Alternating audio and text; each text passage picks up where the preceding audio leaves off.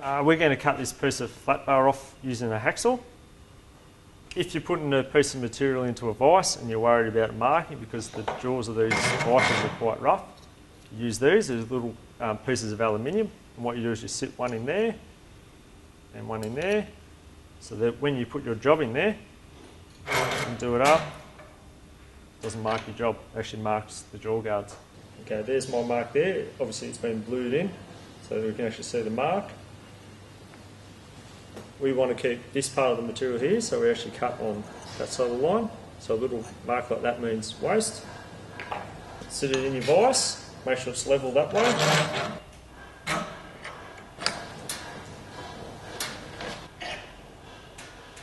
Okay, so your job's ready to use the hacksaw.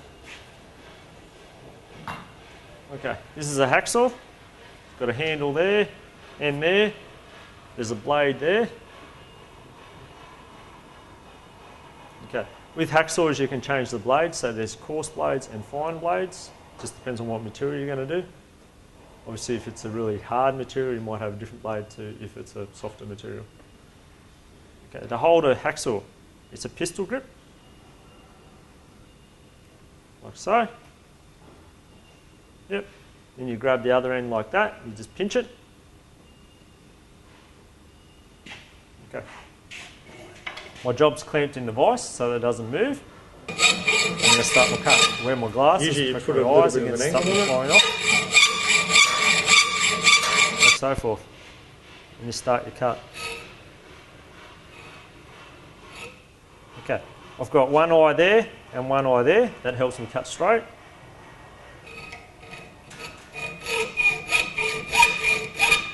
Usually you put a little bit of an angle on it.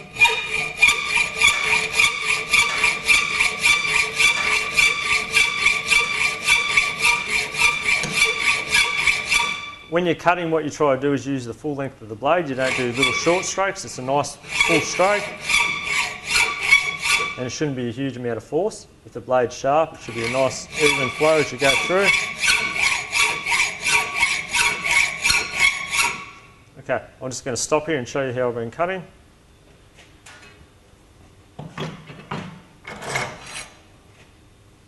As you can see, I've been following the line because I use the correct technique of putting one eye on one side of the blade and the other eye on the other side of the blade.